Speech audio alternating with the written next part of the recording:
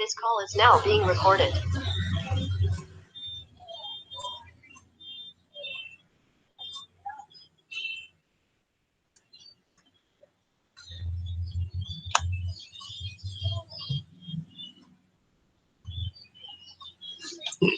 आप लोग को स्क्रीन दिखाई पड़ रहा है?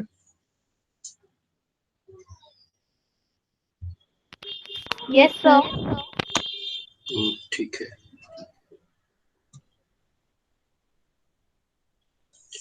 तो देखिए, जैसा कि आप जानते हैं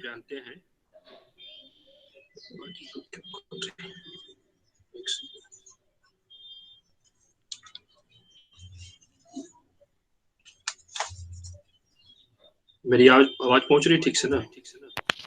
यस सर। तो आज हम लोग बात करेंगे हिंदी सिनेमा का परिचय और इतिहास पर। आप ये जानते हैं कि ये विषय बहुत ही प्रचलित है, लोकप्रिय विषय है। सब लोग कुछ न कुछ इसको जानते ही हैं। जो हिंदी के नहीं भी हैं वो भी जानते हैं, जो हिंदी के हैं वो भी जानते हैं। और हिंदी सिनेमा, भारतीय सिनेमा में भी हिंदी सिनेमा ज्यादा प्रचलित रहा है। तो जैसा कि आपका यूनिट 1 है, पहला टॉपिक ही है कि सिनेमा का आपको परिचय देना है, उसके इतिहास के बाद। किसी का माइक ऑन है, डिस्टर्ब हो रहा है थोड़ा।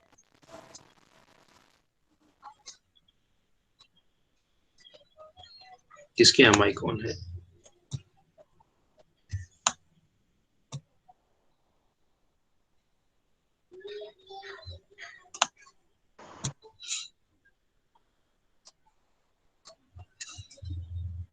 तो खैर मैं शुरू करता हूँ।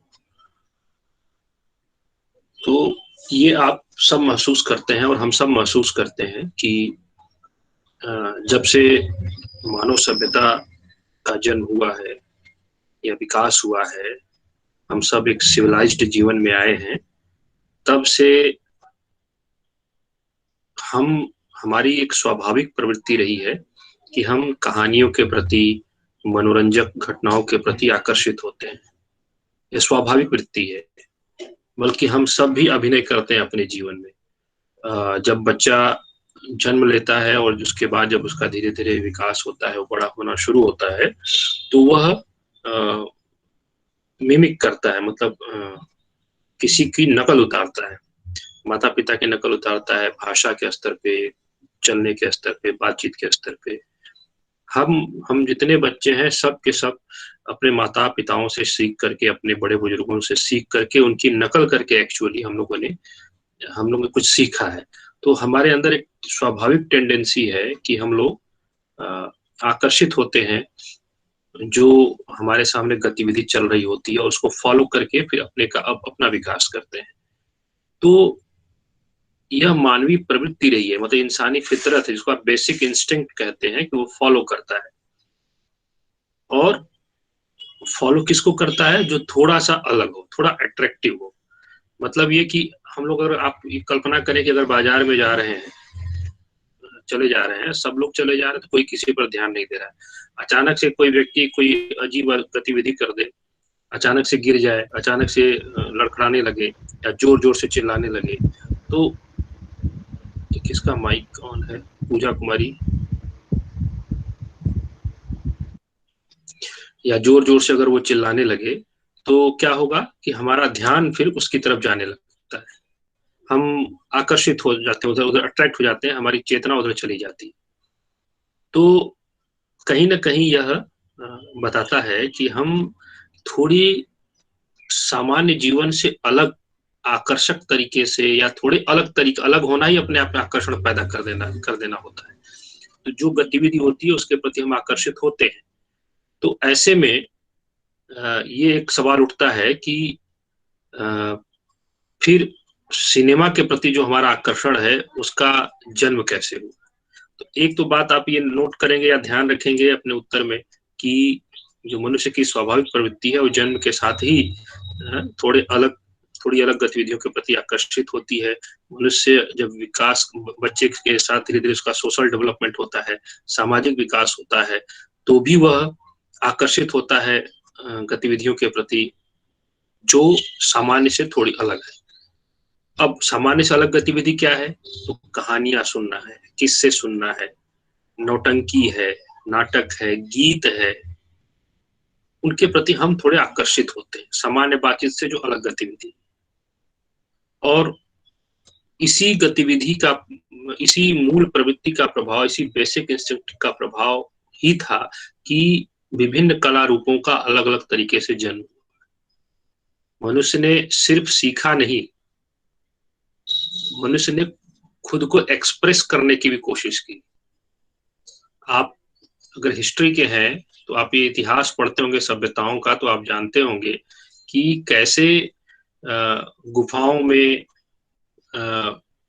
गुफाओं के अंदर मनुष्य ने अपनी चित्रकला विकसित की थी। लिपियां, इसको स्क्रिप्ट बोलते हैं, उसका विकास हुआ। पत्थरों पे लिख करके लोगों ने फिर ताड़ के पत्तों पर लिखा, फिर शिलालेख लिखे।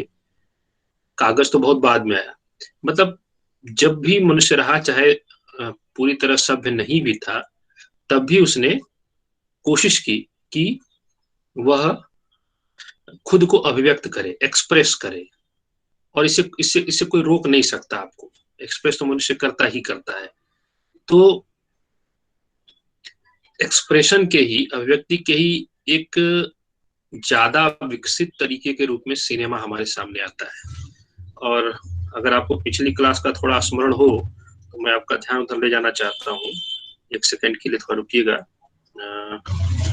मैं आपको ये बताता हूँ कि कैसे फ्रांस में इसका जन्म होता है 18वीं सदी में।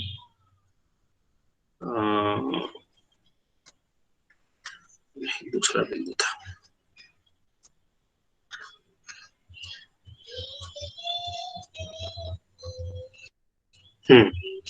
तो मैंने आपको ये जरूर बताया था कि थॉमस अल्वा एडिशन को ये श्रेय जाता है क्योंकि उन्होंने 1883 में, ये डेट आप याद रखिएगा, 1883 में मिनेटी स्कोप का आविष्कार किया था।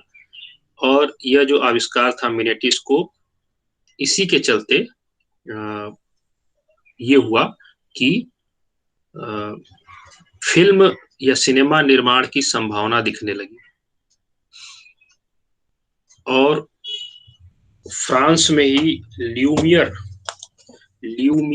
आधा ल, हिंदी में मैं बता रहा हूँ, अंग्रेजी में पता नहीं क्या होगा, फ्रांसीसी स्पेलिंग थोड़ा अलग होती है। ल्यूमियर बंधु थे, दो भाई थे। उन्होंने ही सबसे पहले आप कह सकते हैं कि सिनेमा का आविष्कार किया था। और यह सिनेमा ट्रेन की यात्रा से जुड़ी हुई थी। और आपको जान के दिलचस्पी होगी, ये अच्छा लगेगा जान के ये तथ्य कि जो ल्यूमियर बंधु थे फ्रांस वाले, ये जादूगर थे। दोनों जादू चलाते थे, जादू दिखाते थे, है ना। तो जिस तरह से जादू के प्रति अभी भी आकर्षण बना हुआ है, उसी तरह की आकर्षण को उन्होंने एक नए फॉर्मेट में प्रस्तुत किया था सिनेमा के माध्यम से।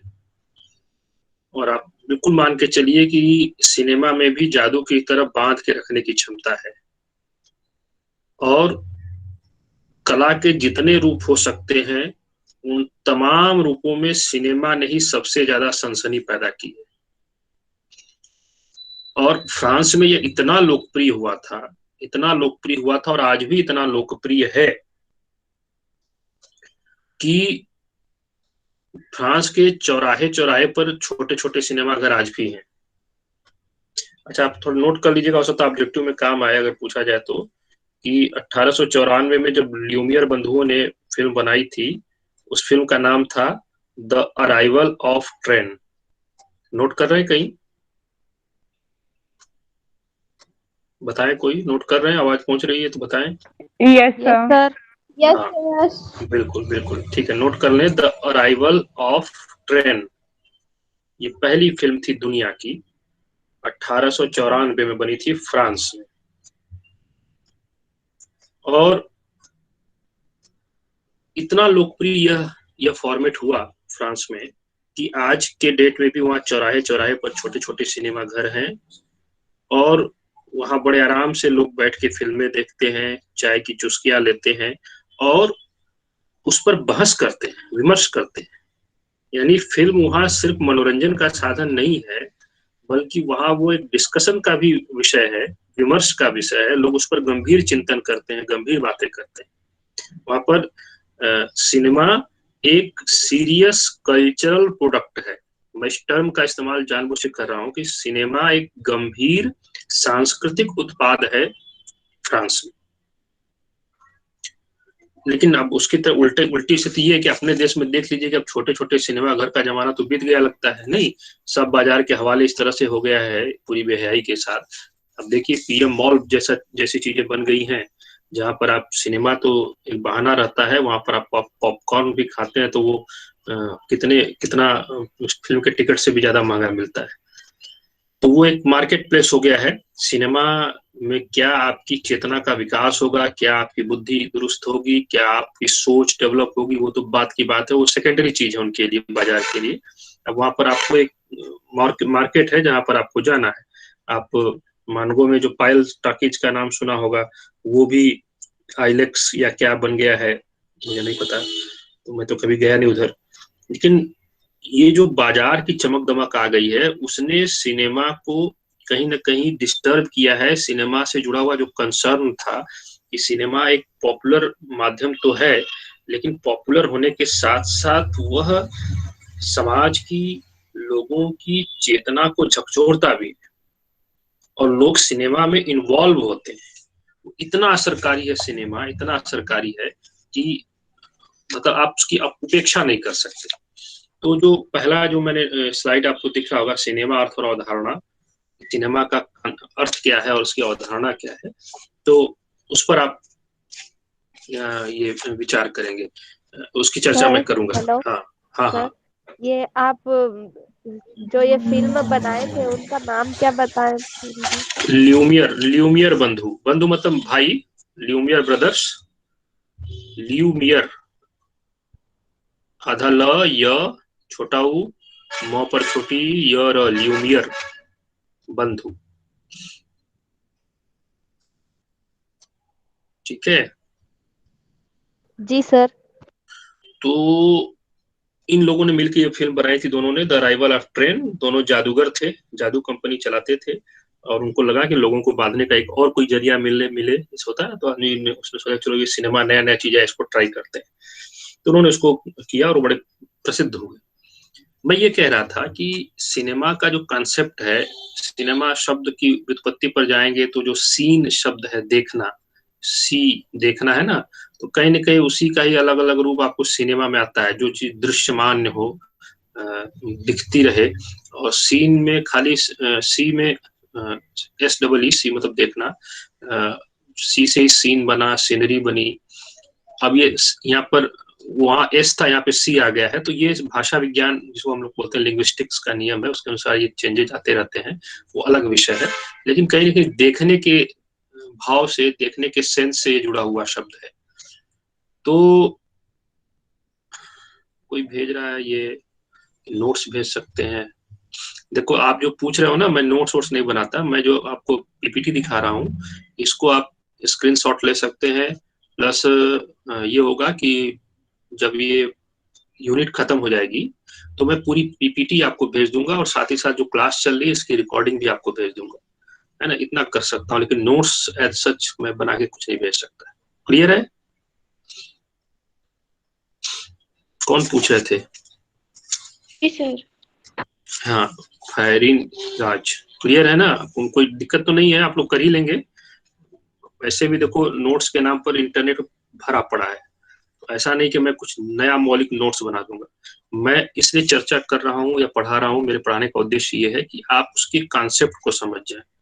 सिनेमा का जो विकास हुआ, उसका उसका जो उसको साहित्य के क्षेत्र में पढ़ा जा रहा है, तो क्यों इतना महत्वपूर्ण है वो।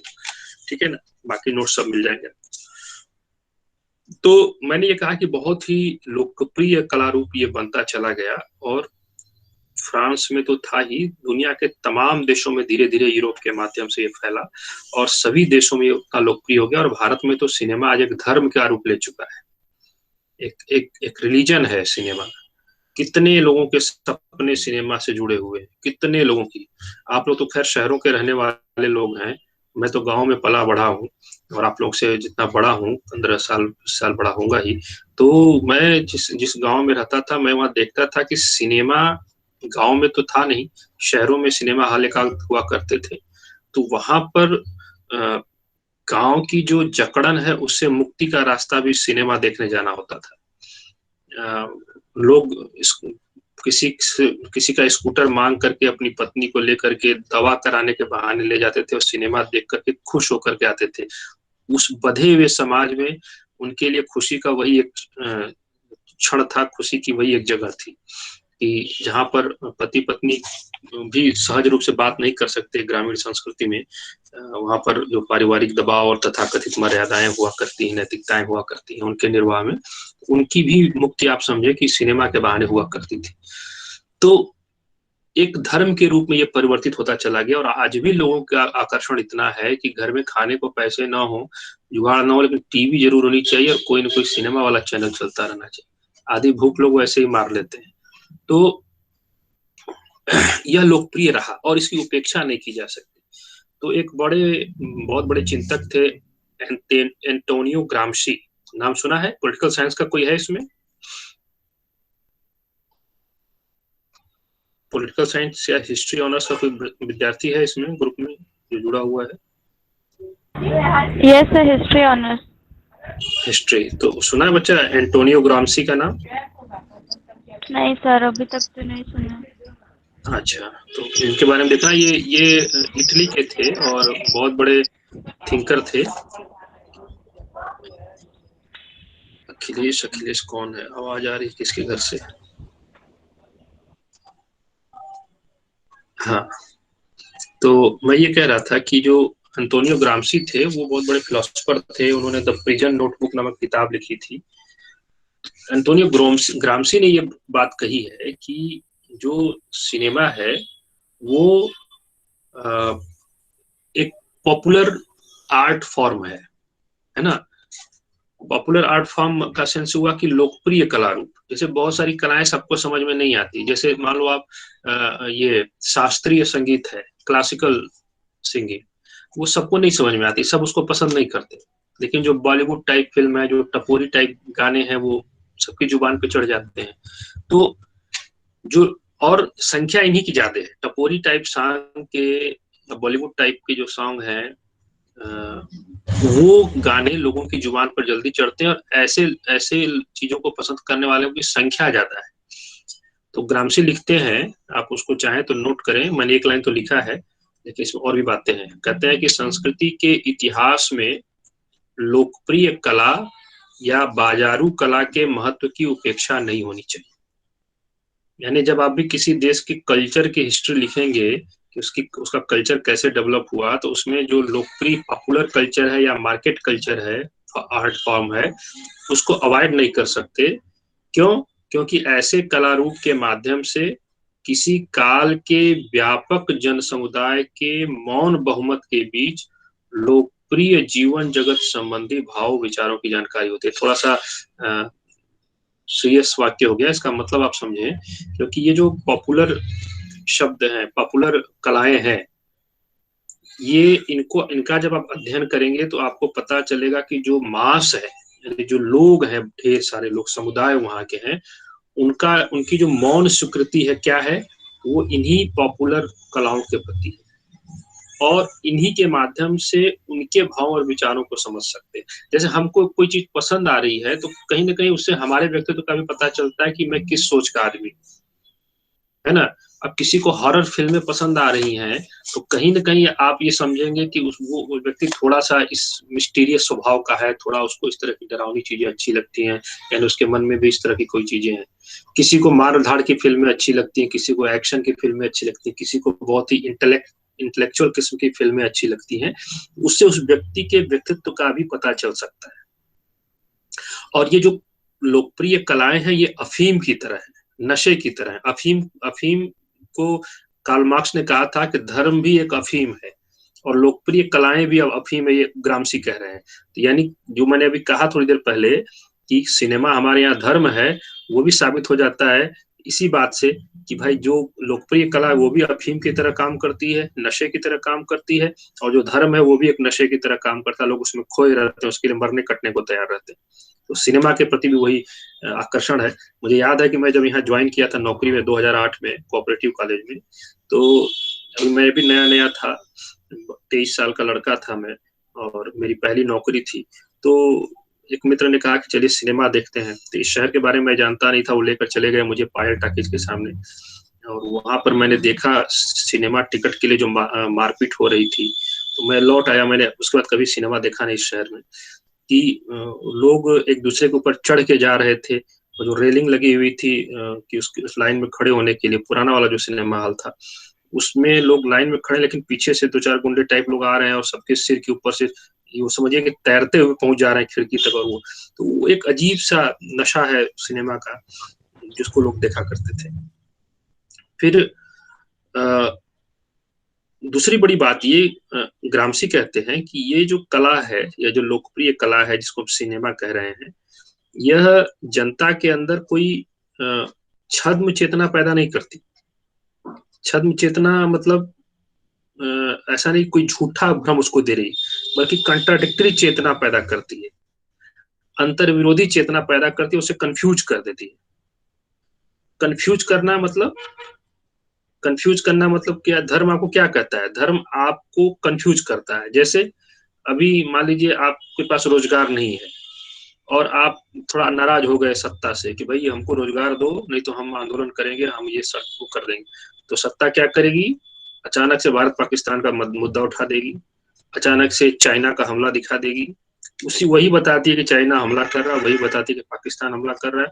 अभी जो कुछ घटनाएं घटी उनकी वास्तविकता क्या थी सबको पता है।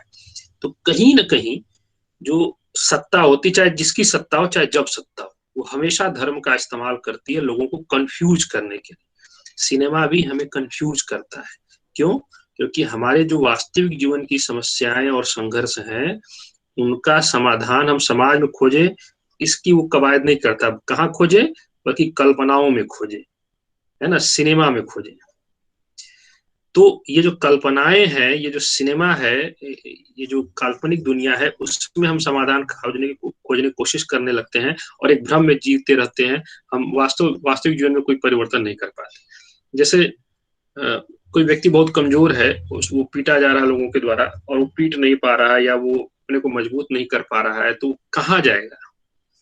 कभी सिनेमा देखेगा तो उसमें किसी नायक को देखेगा कि भाई उसको खलनायकों ने पीटा था, अब वो पीट रहा है, तो अपने को रिलेट कर लेता है कि चलो हम भी मान लेते हैं कि हम पीट रहे हैं। तो ये जो सिनेमा की लोकप्रियता है वो आपको कंफ्यूज करती है और आपको वहीं ठहरे रहने देती है। आप गुस्सा नहीं हो पाते।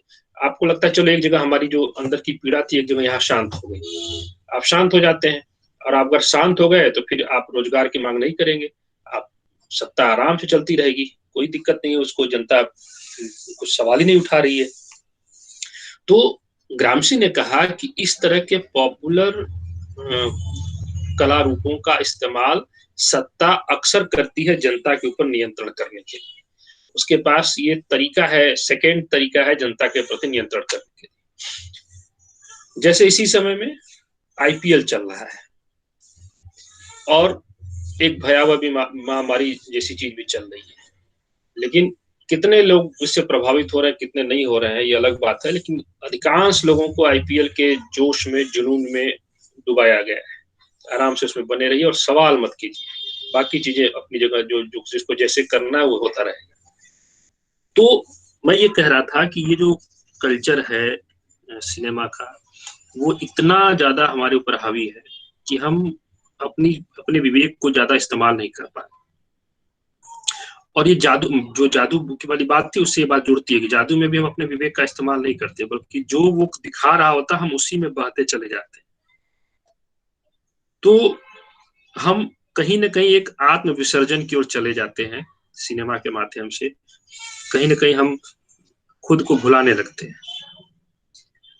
अब जैसे देखिए आप कि पुलिस जो है, पुलिस के प्रति हमारी जो सामान्य समझ है वो या तो डर की है या नफरत की है। हम लोग या तो डरते हैं पुलिसिंग से या उसे नफरत करते हैं, बात नहीं करना चाहते हैं पुलिस वाले, तो मानते हैं कि ये तो अच्छे लोग नहीं होते।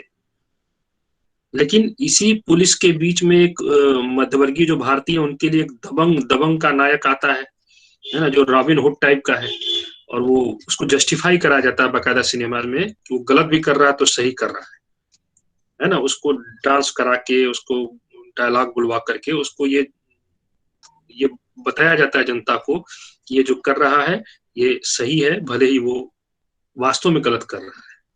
और लोग इतना ज्यादा उससे इम्प्रेस हो जाते हैं कि वो डायलॉग भी बोलता है कि इतनी गोली मारूंगा कि शरीर में इतने छेद करूंगा कि कंफ्यूजन पैदा हो जाएगा कि सांस कहाँ से ले, और डॉट डॉट डॉट।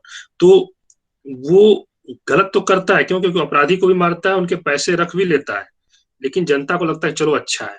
यानी सिनेमा किसी की इमेज को कैसे बदल सकती है, किसी के प्रति हमारे नजरिए को कैसे डिस्टॉर्ट कर सकती है, सिनेमा के पास यह भी क्षमता है। इसीलिए देखिएगा कि सिनेमा को लेकर के भारत में बड़ा गंभीर चिंतन हुआ, और गंभीर चिंतन का परिणाम आप देखिए कि हाँ, ये जो बात कह रहा था मैं कि किसको बोलते हैं हिंदी में रुचि परिष्कार, अंग्रेजी में क्या बोलते हैं मुझे नहीं समझ पा रहा हूँ, लेकिन जो इंटरेस्ट होता है पब्लिक का उसको कैसे चेंज किया जा सकता है, इसकी क्षमता सिनेमा में है। इसलिए राही मासूम रजा जो बड़े ही चर्चित लेखक रहे हैं, उन्होंने एक जगह लिखा है कि हमारी फिल्मी दुनिया में कहानियां लिखी नहीं जाती बल्कि गढ़ी जाती हैं, और कहानी के इस खोखलेपन को छिपाने के लिए विदेश यात्रा की जाती है। लव इन टोक्यो होता है, कोई इवनिंग पेरिस में, और कहीं प्यार मोहब्बत के लिए रोम और मिस्र का लंबा सफर करना पड़ता है। कहानी इस हद तक का नतीजा यह होता है कि अगर कोई हमारी फिल्मों के जरिए हमारे देश को देखना और पहचानना चाहे तो यह मुमकिन ही नहीं है। और बिल्कुल सही बात कही मासूम रजा ने कि फिल्मों में जो कहानियां हैं वास्तविक जीवन से बिल्कुल अलग है, हट करके हैं, हमारे वास्तविक जीवन से वो रिलेट बहुत नहीं कर पाती। क्यों? और उनके ऊपर एक एक गाने की शूटिंग के लिए लोग विदेशों में भेज दिए जाते हैं, उसमें टोक्यो दिखेगा, उसमें पेरिस दिखेगा, सब कुछ दिखेगा।